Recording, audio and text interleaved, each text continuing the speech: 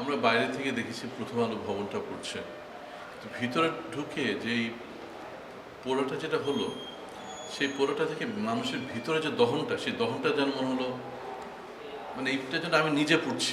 এটা শুধু প্রথম আলো পড়ছি না, আমি নিজে পড়ছি। এই প্রদর্শনী দেখলে সেটা মনে হলো অত্যন্ত সুচারুভাবে করা হয়েছে, অত্যন্ত বাস্তবসম্মত, আবার একই সঙ্গে রূপক। খুব সুন্দর হয়েছে জিনিসটা, এবং আমাদেরকে মনে করিয়ে দিচ্ছে যে আমরা কত কঠিন সময়ের মধ্যে দিয়ে যাচ্ছি, বা আমরা কতটা কঠিন সময়ের মধ্যে দিয়ে গেছি, যে এখানে প্রথম আলোর মতো একটা পত্রিকাকে পুড়িয়ে দিতে পারা গেছে বা পুড়িয়ে দেওয়া হয়েছে।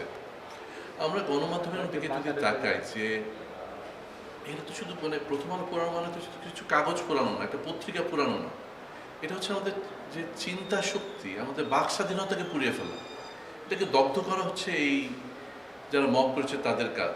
দেখুন, আজকে প্রথম আলো পুড়িয়েছে, এটা যদি চলতে থাকে, কালকে অন্যান্য প্রতিষ্ঠান পড়বে, পরশু আমি ওকালতি করি, কালকে আদালত পড়াবে, এটার কোনো শেষ নেই।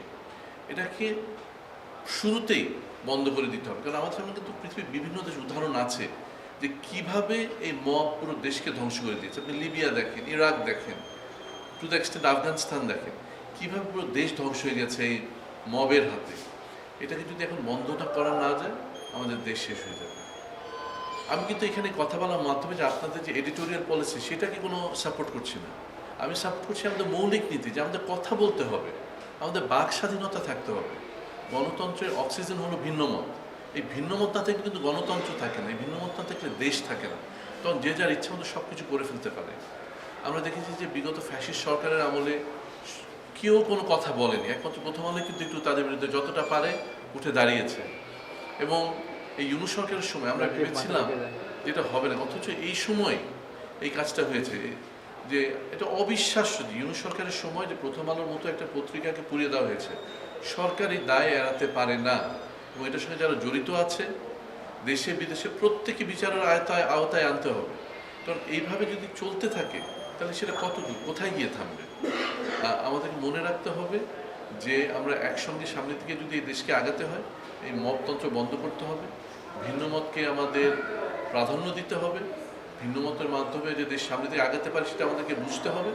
এবং আমাদের গণতন্ত্র এবং সংবিধানের যেটা মূল কথা, যে আমাদের কথা বলার অধিকার, সেটা যদি আমরা সমুন্নত করতে না পারি, তাহলে দেশটিকে থাকবে না। এই দেশটিকে থাকানোর জন্য প্রথম আলোর মতো পত্রিকা দরকার, এই দেশটিকে থাকানোর জন্য ভিন্ন মতো স্বাধীনতা দরকার।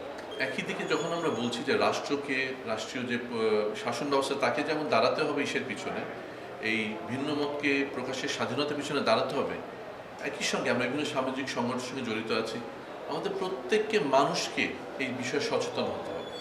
আমরা যদি প্রত্যেকটা মানুষ, আমাদের সামাজিক সংগঠনগুলো যদি এটার পিছনে না দাঁড়ায়, তাহলে কিন্তু হবে না। আমরা দেখেছি যে প্রথম আলো যেদিকে পড়ছিল অনেকে কিন্তু এগিয়ে এসেছিল, কিন্তু জিনিসটা আরও বেশিভাবে আগাতে হবে। আমাদের ভয় পেলে হবে না, কারণ আমরা যদি আজকে যদি প্রথম আলোকে পুরাতে দিই, তাহলে কালকে আমাদের প্রত্যেকটা ঘরবাড়ি পুড়ে যাবে।